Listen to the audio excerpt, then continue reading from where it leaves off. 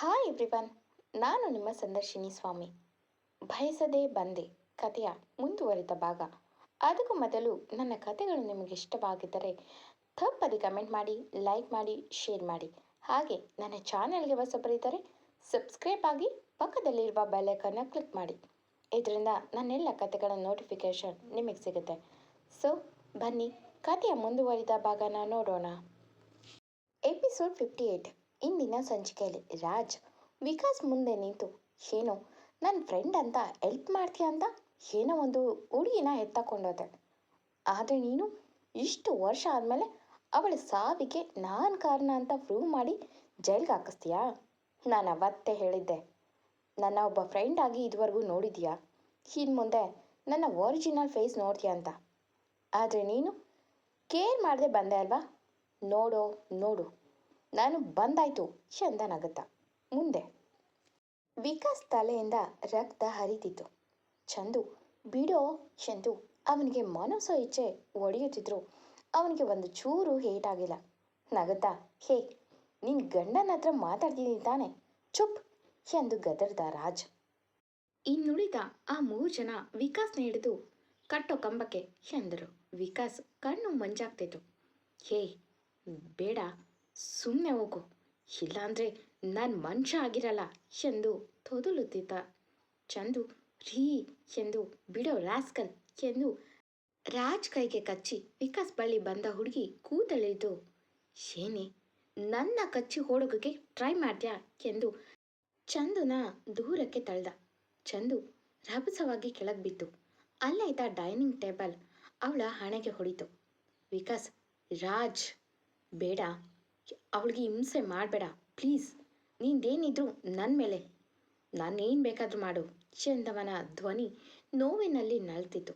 ಚಂದು ಕಷ್ಟಪಟ್ಟು ಎದ್ದ ಹುಡುಗಿ ಸೀರೆ ಅಸ್ತವ್ಯಸ್ತವಾಗಿದ್ದನ್ನು ನೋಡಿದ ರಾಜ್ ಕಣ್ಣಲ್ಲಿ ಕಾಮ ತುಂಬಿದೆ. ವಿಕಾಸ್ ಕಷ್ಟಪಟ್ಟು ಟ್ರೈ ಮಾಡಿ ಎದ್ದ ಹುಡುಗನಿಗೆ ಮತ್ತೆ ಅಲ್ಲೇ ಇದ್ದ ವಾಸ್ನಲ್ಲಿ ಮತ್ತೆ ತಲೆ ಹೊಡೆದ್ರು. ಅಮ್ಮ ಎಂದು ಕೆಳಗೆ ಬಿದ್ದ ಹುಡುಗನನ್ನು ನೋಡಿದ ಚಂದು ರೀ ಎಂದು ಹೋಗುತ್ತಿದ್ದವಳ ಸೀರೆ ಸೆರಗಿಗೆ ಕೈ ಹಾಕ್ತ ರಾಜ್. ಅದನ್ನು ನೋಡಿದ ಚಂದು ಒಮ್ಮೆಲೆ ಸಿಡಿಲು ಬರದಂತಾಗಿ ಅವನ ಕಡೆ ತಿರುಗಿ, ಪ್ಲೀಸ್ ಬಿಟ್ಬಿಡಿ, ಅವ್ರಿಗೆ ಹೊಡಿಬೇಡಿ ಎಂದಳು ಅಳುತ್ತಾ. ರಾಜ್ ವಿಕಾಸ್ ಕೂದಲು ಹಿಡಿದು, ಏನೋ ಅವಳು ಯಾರೋ ಲವರ್ ಇದ್ಲಲ್ಲ, ಅವಳನ್ನು ತುಂಬ ಈಸಿಯಾಗಿ ಪಟಾಯಿಸ್ಬೋದಿತ್ತು, ಆದರೆ ಇದಿದೆಯಲ್ಲ ಎಂದು ಚಂದು ಕೆನ್ನೆ ಮೇಲೆ ಬೆಳ್ಳಾಡಿಸಿ, ಒಂಥರ ಫ್ಯಾಮಿಲಿ ಟೈಪ್, ಈ ಥರ ಹಕ್ಕಿಗಳು ಸಖತ್ತಾಗಿ ಇರ್ತವೆ ಎಂದ. ಚಂದು ಮೊದಲು ಅಸಹಾಯಗಳಂತೆ ಬೇಡಿದಳು. ವಿಕಾಸ್, ರಾಜ್ ಅವಳು ತಂಟೆಗೆ ಹೋಗ್ಬಿಡ, ನೀನು ಹುಟ್ಟಿದ್ದೆ ಅನ್ನೋ ಗುರುತು ಸಿಗಬಾರ್ದು, ಹಾಗೆ ಮಾಡ್ತೀನಿ ಎಂದು ಕೋಪದಲ್ಲೇ ಎದ್ದ ಹುಡುಗನಿಗೆ ಹಿಂದಿಂದೊಂದು ಕೈ ಹಿಡಿದು ಟ್ವಿಸ್ಟ್ ಮಾಡಿ ವಿಕಾಸ್ಗೆ ಚೆನ್ನಾಗಿ ಹೊಡೆದ್ರು. ಚಂದು ಬೇಡ ಪ್ಲೀಸ್ ಎಂದು ಬೇಡಿದ್ರು ಅವರ ಮನಸ್ಸು ಕರಗಲಿಲ್ಲ. ರಾಜ್ ಕೆಟ್ಟ ಕಣ್ಣು ಚಂದು ಮೇಲೆ ಇತ್ತು. ವಿಕಾಸ್ನ ಎಬ್ಬಿಸಿ, ರಾಜ್ ನೋಡು, ನಿನಗೆ ಒಂದು ಚಾನ್ಸ್ ಕೊಡ್ತೀನಿ, ನಿನ್ನ ಮುಂದೆ ನಿನ್ನೆಂಟಿನ ಎಂದು ಚಂದು ಕಡೆ ನೋಡಿ ನಗುತ್ತಾ ಅವಳ ಭುಜ ಹಿಡಿಯೋಕ್ಕೆ ಬಂದರೆ ವಿಕಾಸ್ ಕೋಪದಲ್ಲೇ ಮುಂದೆ ಬರ್ತಿದ್ದ ಹುಡುಗನಿಗೆ ಕಾಲಿಗೆ ಹೊಡೆದ್ರು. ಚಂದು ಮುಟ್ಟಲು ಬಂದ ರಾಜ್ ಕೆನ್ನೆಗೆ ಹೊಡೆದು, ಕೇಯ್ ಹತ್ರ ಬಂದರೆ ನಾನೇನು ಮಾಡ್ತೀನೋ ನನಗೆ ಗೊತ್ತಿಲ್ಲ ಅಷ್ಟೇ ಎಂದು ಕೋಪದಲ್ಲೇ ಕೈ ಎತ್ತಿದ್ದ ಹುಡುಗಿ ಕೈಗೆ ತನ್ನ ಹತ್ತಿರ ಇದ್ದ ಚಾಕು ಬಳಸಿ ಅವಳ ಹೊಡೆದ ಕೈಗೆ ಕುಯ್ದ. ಚಂದು ಅಮ್ಮ ಎಂದು ಕಿರ್ಚುತ್ತಿದ್ದ ಹುಡುಗಿ ಧ್ವನಿ ವಿಕಾಸ್ ಕಿವಿಗೆ ಬೀಳುತ್ತಿದ್ರು ಅವನಿಗೆ ಹೇಳೋಕ್ಕಾಗ್ತಿಲ್ಲ. ಚಂದು ಕೆಳ ಕೂತು ತೆವಳುತ್ತಾ ಹೋಗುತ್ತಿದ್ದ ಹುಡುಗಿ ಹತ್ರ ಬಂದ ರಾಜ್ ಅವಳ ಮೇಲೆ ಎರಗಬೇಕು ಎನ್ನುವಾಗ ಚಂದು ಕಾಲಿನ ಮಧ್ಯ ಒದ್ಲು. ರಾಜ್ ನೋವಿನಲ್ಲಿ ಕೆಳಬಿದ್ದ. ಚಂದು ತಡ ಮಾಡದೆ ಸೀದಾ ಕಿಚನ್ಗೆ ಓಡಿದ್ಲು.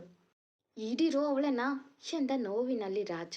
ಚಂದು ಓಡಿ ಹೋಗಿ ಅಲ್ಲೇ ಇದ್ದ ಖಾರದ ಪುಡಿ ಹಿಡಿದು ಅವಳ ಹಿಂದೆ ಬಂದವರ ಮೇಲೆ ಎರಚಿದ್ರು. ಅವರು ಫುರಿ ಎನ್ನುವಾಗ ಚಂದು ಅಲ್ಲೇ ಇದ್ದ ಜಿರಲೆ ಸ್ಪ್ರೇ ತಗೊಂಡು ಹೊರಗೆ ಓಡಿ ಬಂದ್ಲು. ಅಲ್ಲೇ ಇದ್ದ ರಾಜ್ ಅವಳ ಕಾಲಿಗೆ ಬಲವಾಗಿ ಹೊಡೆದ. ಚಂದು ಅನುಮತ್ತಾಗಿ ನೆಲಕ್ಕೆ ಹೊರಳಿದ್ಲು. ಎಲ್ಲೇ ಹೋಗ್ತೀಯಾ ಚಂದು ಹತ್ತಿರ ಬರುತ್ತಿದ್ದವನಿಗೆ ಕಣ್ಣಿಗೆ ಸ್ಪ್ರೇ ಹೊಡೆದು ತಮ್ಮ ರೂಮ್ಗೆ ಓಡಿ ಹೋಗಿ ಲಾಕ್ ಮಾಡಿ ತಕ್ಷಣ ರಾಹುಲ್ಗೆ ಕಾಲ್ ಮಾಡಿದ್ಲು. ಅಷ್ಟೊತ್ತಿಗೆ ಕಾರ ಎರಚಿಕೊಂಡವರು ಬಾಗಿಲು ಹೊಡೆಯಲು ಪ್ರಯತ್ನ ಮಾಡುತ್ತಿದ್ರು. ಇತ್ತ ರಾಹುಲ್ ಫೋನ್ ತೆಗೆಯದೇ ಇದ್ದಾಗ ಚಂದು ಓಡಿ ಹೋಗಿ ವಾಶ್ರೂಮ್ಗೆ ಹೋಗಿ ಮತ್ತೆ ಕಾಲ್ ಮಾಡಿದ್ಲು. ರಾಜ್ ಯಾರು ಅನ್ನೋದು ಗೊತ್ತಿರ್ಬೇಕಲ್ವಾ? ವಿಕಾಸ್ ಫ್ರೆಂಡ್. ಒಂದು ಹುಡುಗಿ ವಿಷಯದಲ್ಲಿ ತಪ್ಪಾಗಿತ್ತಲ್ಲ, ಅದೇ ರಾಜ್ ಇವನು. ಇತ್ತ ರಾಹುಲ್ ಕಾಲ್ ಪಿಕ್ ಮಾಡಿದ್ದೇ ತಡ ಚಂದು ಅಳುತ್ತಾ ಎಲ್ಲ ವಿಷಯನೂ ಹೇಳ್ತಾಳೆ. ತಕ್ಷಣ ರಾಹುಲ್ ಹೊರಟರು ಅರ್ಧ ಗಂಟೆ ಆಗುತ್ತೆ ಎಂದು ಯೋಚಿಸಿ, ರಾಹುಲ್ ಸರಿ, ನಾನು ಇದಕ್ಕೇನಾದರೂ ಒಂದು ಮಾಡುತ್ತೇನೆ ಎಂದು ಅಲ್ಲೇ ಏರಿಯಾದಲ್ಲಿ ಗೊತ್ತಿದ್ದ ಒಬ್ಬ ಇನ್ಸ್ಪೆಕ್ಟರ್ಗೆ ಕಾಲ್ ಮಾಡಿದ. ಚಂದು ರಾಹುಲ್ ಬಳಿ ವಿಷಯ ಹೇಳಿದ್ಮೇಲೆ ವಿಕಾಸ್ ನೆನಪಾಗಿ ಡೋರ್ ತೆಗೆದುಕೊಂಡು ತಾನೇ ಹೊರಗೆ ಬಂದ್ಲು. ತಕ್ಷಣ ರಾಜ್, ಏನೇ ನಿನ್ನ ಗಂಡನಿಗೆ ಏನು ಮಾಡಿಬಿಡ್ತೀನಿ ಅಂತ ಭಯದಲ್ಲಿ ಬಂದ ಎಂದು ಕೆಟ್ಟದಾಗಿ ನಗುತ್ತಾ ಮಾತಾಡಿದ. ವಿಕಾಸ್ ನಿಲ್ಲಲು ಆಗದೆ ಇನ್ನೇನು ಪ್ರಜ್ಞೆ ತಪ್ಪೋದ್ರಲ್ಲಿದ್ದ. ಚಂದು ಕೂಡ ತುಂಬ ಸುಸ್ತಾಗಿದ್ಲು. ಎಲ್ಲಿ ವಿಕಾಸ್ಗೆ ಏನಾದರೂ ಮಾಡ್ತಾರೋ ಎಂದು ಕಷ್ಟಪಟ್ಟು ಎಚ್ಚರವಾಗಿರಲು ಪ್ರಯತ್ನ ಮಾಡ್ತಿದ್ಲು. ರಾಜ್ ಪೊಲೀಸ್ ಸೈರನ್ ಸೌಂಡ್ ಕೇಳಿ ಚಂದು ಕೆನ್ನೆಗೆ ಹೊಡೆದು, ಪೊಲೀಸ್ಗೆ ಇನ್ಫಾರ್ಮ್ ಮಾಡಿದ್ಯಾ ಎಂದು ವಿಕಾಸ್ಗೆ ಚಾಕು ಬೀಸಿದ್ದು ವಿಕಾಸ್ಗೆ ಅಡ್ಡ ನಿಂತ ಚಂದು ಬೆನ್ನ ಸೀಳಿತು ಚಾಕು. ಅಮ್ಮ ಎಂದು ಕೂಸಿದು ಕೂತ ಹುಡುಗಿ ನೋಡಿ ವಿಕಾಸ್ ಹರಿಪ್ರಜ್ಞೆಯಿಂದ ಎಚ್ಚರಾಗಿ ನೋಡಿದ್ರೆ ಚಂದು ಮೈಯಲ್ಲಿ ರಕ್ತ ಹರಿಯುತ್ತಿರುವುದನ್ನು ನೋಡಿ ವಿಕಾಸ್ ಕೋಪದಲ್ಲಿ ರಾಜ್ ಮೇಲೆ ದಾಳಿ ಮಾಡಿದ. ಪೊಲೀಸ್ ಮನೆ ತಲುಪುವತ್ತಿಗೆ ರಾಜ್ ಸಾವು ಬದುಕಿನ ನಡುವೆ ಒದ್ದಾಡ್ತಿದ್ದ. ವಿಕಾಸ್ ಹರಿಪ್ರಜ್ಞೆಯಲ್ಲಿ ಚಂದು ಚಂದು ಎದ್ದೇಳು, ಕಣ್ಬಿಡು ಎಂದು ಎಚ್ಚರಿಸುವ ಪ್ರಯತ್ನ ಮಾಡ್ತಿದ್ದಾನೆ. ಪೊಲೀಸ್ನವರಿಗೆ ಮೊದಲೇ ರಾಹುಲ್ ವಿಷಯ ತಿಳಿಸಿದ್ದರಿಂದ ಹರಿಪ್ರಜ್ಞೆಯಲ್ಲಿದ್ದವನನ್ನು ಅರೆಸ್ಟ್ ಮಾಡಿ ವಿಕಾಸ್ನ ಮಾತಾಡಿಸಿದ್ರು. ವಿಕಾಸ್ ಇನ್ಸ್ಪೆಕ್ಟರ್ ಮುಂದೆ ಪ್ಲೀಸ್ ಸೇವ್ ಮೈ ವೈಫ್ ಎಂದು ಅವನು ಪ್ರಜ್ಞೆ ತಪ್ಪಿದ್ದ. ತಕ್ಷಣ ಹಾಸ್ಪಿಟಲ್ಗೆ ಸೇರಿಸಿದ ಇನ್ಸ್ಪೆಕ್ಟರ್ ಟ್ರೀಟ್ಮೆಂಟ್ ಕೊಡಿಸಿದ್ರು. ಚಂದುಗೆ ತುಂಬ ಪೆಟ್ಟಾಗಿತ್ತು. ಬೆನ್ನಿಗೆ ಕೈಗೆ ಸ್ಟಿಚ್ ಹಾಕಿದ್ರು. ಕಾಲಿನ ಮೂಳೆ ಮುರಿದಿತ್ತು. POP ಹಾಕಿದ್ರು. ವಿಕಾಸ್ ತಲೆಗೆ ಸ್ಟಿಚ್ ಹಾಕಿದ್ರು. ಸ್ಕ್ಯಾನ್ ಮಾಡಿಸಿ ಏನೂ ತೊಂದರೆ ಇಲ್ಲ ಎಂದು ಹೇಳಿದರು. ಚಿಕ್ಕ ಪುಟ್ಟ ಗಾಯ ಬಿಟ್ಟರೆ ಹುಡುಗ ಸೇಫ್. ರಾಹುಲ್ ಬಂದು ವಿಕಾಸ್ ಬಗ್ಗೆ ವಿಚಾರಿಸಿದಾಗ ಅವನು ಓಕೆ, ಬಟ್ ಆ ಹುಡುಗಿ ಸ್ವಲ್ಪ ಸೀರಿಯಸ್ ಆಗಿದೆ ಎಂದರು ಇನ್ಸ್ಪೆಕ್ಟರ್. ರಾಹುಲ್ ಥ್ಯಾಂಕ್ಸ್ ಅಜಯ್ ಎಂದ. ಇನ್ಸ್ಪೆಕ್ಟರ್ ಲೋ, ಇದಕ್ಕೆಲ್ಲ ಯಾಕೋ ಥ್ಯಾಂಕ್ಸ್, ಆದರೆ ಆ ನನ್ನ ಮಕ್ಕಳನ್ನು ಸುಮ್ಮನೆ ಬಿಡಬಾರ್ದು ಎಂದರು ಇನ್ಸ್ಪೆಕ್ಟರ್.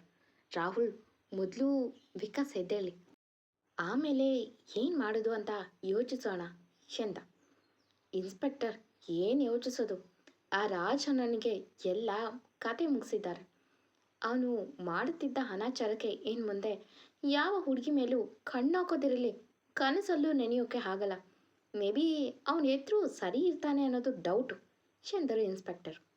ರಾಹುಲ್, ಅಜಯ್ ಅವನು ತುಂಬ ರೂಢ್ ಕಣೋ, ಚೆನ್ನಾಗಿದ್ರೆ ಮುಗಿಸೇ ಬಿಡ್ತಿದ್ದ. ನಿನಗೆ ಗೊತ್ತಾ, ಮುಂಚೆ ಹೀಗೆ ಈ ಹುಡುಗಿನ ಪಾರ್ಟಿನಲ್ಲಿ ಎತ್ಕೊಂಡು ಹೋಗಿದ್ರು. ಹೇಗೋ ಬಚಾವಾಗಿ ಬಂದಿತ್ತು ಹುಡುಗಿ. ಆದರೆ ಅದನ್ನು ತಿಳಿದ ಇವನು ಒಬ್ಬರು ಇನ್ಸ್ಪೆಕ್ಟರ್ ಇದ್ದರು, ಅವರ ಡ್ಯಾಡ್ ಫ್ರೆಂಡ್ ಮಗ, ಅವನಿಗೆ ಹೇಳಿ ಚೆಂದ ಕೊಡಿಸಿದ್ದ. ಇದೇ ಹುಡುಗಿ ವಿಷಯಕ್ಕೆ ಎಂದ ಮುಗುಳ್ನಗತ್ತ. ಅಜಯ್ ರಾಹುಲ್ ಮಾತು ಕೇಳಿ, ಅಂದರೆ ನಿನ್ನ ಫ್ರೆಂಡು ತುಂಬ ಲವ್ ಮಾಡ್ತಾರೆ ಅನಿಸುತ್ತೆ, ಅವರು ಅಷ್ಟು ನೋವಲ್ಲೂ ಸೇವ್ ಮೈ ವೈಫ್ ಎಂದರು ಎಂದ. ರಾಹುಲ್, ಹಾಂ ಅಜಯ್, ಚಂದು ಅಂದರೆ ತುಂಬ ಇಷ್ಟ ಅವನಿಗೆ. ಅವಳಿಗೆ ಕಷ್ಟ ಕೊಟ್ಟರೆ ಬಿಡಲ್ಲ ಅವನು. ಆ್ಯಕ್ಚುಲಿ ಆ ರಾಜು ಜೈಲ್ ಸೇರಲು ಒಂದು ರೀತಿ ಆ ಹುಡುಗಿನೇ ಕಾರಣ ಎಂದು ಎಲ್ಲ ವಿಷಯವನ್ನು ಹೇಳ್ದ ಅಜಯ್ ಜೊತೆ. ಅಜಯ್, ಅಂದರೆ ನಿನ್ನ ಫ್ರೆಂಡ್ ಮಾಡಿರೋ ತಪ್ಪನ್ನು ಸರಿ ಮಾಡ್ಕೊಳ್ಳೋಕ್ಕೆ ಅವರ ವೈಫ್ ಕಾರಣ ಎಂದು. ರಿಯಲಿ ಹುಡುಗಿ ತುಂಬ ಸ್ಟ್ರಾಂಗ್ ಇದ್ದಾಳೆ ಎಂದು ಮಾತಾಡ್ತಿದ್ದಾಗ ಡಾಕ್ಟರ್ ಬಂದು, ಇನ್ಸ್ಪೆಕ್ಟರ್, ವಿಕಾಸ್ಗೆ ಪ್ರಜ್ಞೆ ಬಂದಿದೆ ಎಂದರು. ತಕ್ಷಣ ರಾಹುಲ್ ಅಜಯ್ ಇಬ್ಬರು ಹೊಳಗೋದ್ರು. ಅಲ್ಲಿ ವಿಕಾಸ್ ಕಣ್ಬಿಟ್ಟು, ರಾಹುಲ್, ಚಂದು ಹೇಗಿದ್ದಾಳೆ ಎಂದ ನಿಧಾನಕ್ಕೆ. ರಾಹುಲ್, ಇನ್ನೂ ಪ್ರಜ್ಞೆ ಬಂದಿಲ್ಲ, ಬಟ್ ಔಟ್ ಆಫ್ ಡೇಂಜರ್ ಎಂದ. ಅಜಯ್ ಕಡೆ ತಿರುಗಿ, ಸರ್ ಅವರೆಲ್ಲ ಹೇಗಿದ್ದಾರೆ ಎಂದ ವಿಕಾಸ್. ಇನ್ಸ್ಪೆಕ್ಟರ್ ಅಜಯ್, ಅವರು ಟ್ರೀಟ್ಮೆಂಟ್ ತಗೋತಿದ್ದಾರೆ, ಇವಾಗ ಹೇಳಿ ಅಲ್ಲೇನು ನಡೀತು ಎಂದು ಕೇಳ್ದ. ವಿಕಾಸ್ ನಡೆದಿದ್ದೆಲ್ಲ ವಿಷಯನ ಹೇಳಿ ಕೋಪದಲ್ಲೇ, ಆ ರಾಜ್ನ ಮಾತ್ರ ನಾನು ಉಳಿಸಲ್ಲ ಇನ್ಸ್ಪೆಕ್ಟರ್. ಅವನು ನನ್ನ ಹೆಂಡತಿ ಹತ್ರ ತುಂಬ ಕೆಟ್ಟಾಗಿ ನಡ್ಕೊಂಡಿದ್ದಾನೆ, ಅವನ ಸುಮ್ಮನೆ ಬಿಡಲ್ಲ ಎಂದ ಕೋಪದಲ್ಲಿ. ಇನ್ಸ್ಪೆಕ್ಟರ್ ಅಜಯ್, ಡೋಂಟ್ ವರಿ, ಅವನಿಗೆ ನೀವು ಕೊಟ್ಟಿರೋ ಟ್ರೀಟ್ಮೆಂಟ್ಗೆ ಅವನಿನ್ ಮುಂದೆ ಹುಡುಗಿ ತಂಟೆಗೆ ಹೋಗಲ್ಲ ಎಂದು ಅವನ ವಿಷಯ ನನಗೆ ಬಿಡಿ ಎಂದ.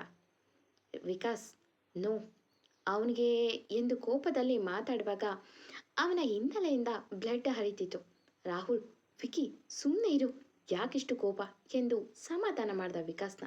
ವಿಕಾಸ್, ನಾನು ಚಂದುನ ನೋಡಬೇಕು, ಈಗಲೇ ಕರ್ಕೊಂಡೋಗು ಪ್ಲೀಸ್ ಎಂದ. ಇನ್ಸ್ಪೆಕ್ಟರ್ ಅಜಯ್, ನೋಡಿ ಅವ್ರಿಗಿನ್ನೂ ಪ್ರಜ್ಞೆ ಬಂದಿಲ್ಲ, ಬಂದ ತಕ್ಷಣ ನಾವೇ ಕರ್ಕೊಂಡು ಹೋಗ್ತೇವೆ ಎಂದು ಸಮಾಧಾನ ಮಾಡಿದ್ರು.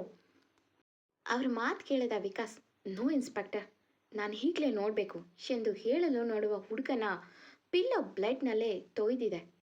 ತಕ್ಷಣ ಡಾಕ್ಟರ್ ಎಂದು ಕರೆದು ಮತ್ತೆ ಅವನಿಗೆ ಡ್ರೆಸ್ಸಿಂಗ್ ಮಾಡಿಸಿ ರಾಹುಲ್ ಸ್ಟ್ರೆಚರ್ ಮೇಲೆ ಐಸಿಯುನಲ್ಲಿ ಮಲಗಿದ್ದ ಚಂದು ತೋರಿಸಲು ಕರೆದುಕೊಂಡು ಹೋಗ್ತಾನೆ ಅಲ್ಲಿಗೆ. ಅಲ್ಲಿ ತಲೆಗೆ ಕೈ ಕಾಲಿಗೆ ಬ್ಯಾಂಡೇಜ್ ಹಾಕಿ ಮಲಗಿದ್ದ ಹುಡುಗಿ ನೋಡಿ ವಿಕಾಸ್ ಕಳ್ಳು ಚುರ್ರೆ ಎಂದಿತ್ತು. ಹಾಗೆ ಮಲಗಿ ಚಂದು ಕೈ ಹಿಡಿದು, ತಪ್ಪಾಯಿತು ಕಣೆ, ನಾನಿದ್ರೂ ನಿನಗೆ ಇಂಥ ಪರಿಸ್ಥಿತಿ ಬಂತು ಎಂದು ಕಣ್ಣೀರಾಗ್ತಾ ನೋವಲ್ಲಿ. ಚಂದು ಒಂದು ದಿನ ಪೂರ್ತಿ ಮಲಗೇ ಇದ್ಲು. ಕಾರಣ ಸರಿ ಸುಮಾರು ವಿಕಾಸ್ ಫಾರಿನ್ಗೆ ಹೋದಾಗಿಂದನೂ ಸರಿಯಾಗಿ ಊಟ ಮಾಡಿರಲಿಲ್ಲ. ಮತ್ತೆ ಪಾರ್ಟಿ ಅಂತ ವಿಕಾಸ್ಗೆ ಪ್ರಪೋಸ್ ಮಾಡಬೇಕು ಎಂದು ಅದರ ಮೇಲೆ ಗಮನ ಕೊಡುವ ಗಡಿಬಿಡಿಯಲ್ಲಿ ಹುಡುಗಿ ಊಟನೇ ಮಾಡಿರಲ್ಲ. ಚಂದು ಸ್ವಲ್ಪ ಹೆಚ್ಚೇ ಹುಷಾರಿರಲಿಲ್ಲ. ಇದೆಲ್ಲ ತಿಳಿದು ಚಂದು ಮನೆಯವರು ದೇವರಾಜ್ ದಂಪತಿಗಳು ಬಂದರು. ಚಂದು ನೆಕ್ಸ್ಟ್ ಡೇ ನಿಧಾನಕ್ಕೆ ಕಣ್ಣು ಬಿಟ್ಲು. ಅಲ್ಲಿದ್ದ ನರ್ಸು ಪ್ರಜ್ಞೆ ಬಂದಿದೆ ಎಂದು ಡಾಕ್ಟರ್ನ ಕರೆದ್ರು. ಚಂದು ಡಾಕ್ಟರ್ ಬಳಿ, ನನ್ನ ಹಸ್ಬೆಂಡ್ನ ನಾನು ನೋಡಬೇಕು, ಅವ್ರು ಹೇಗಿದ್ದಾರೆ, ಅವ್ರಿಗೂ ತುಂಬ ಪೆಟ್ಟಾಗಿತ್ತು ಎಂದಳು ತಡವರಿಸುತ್ತಾ.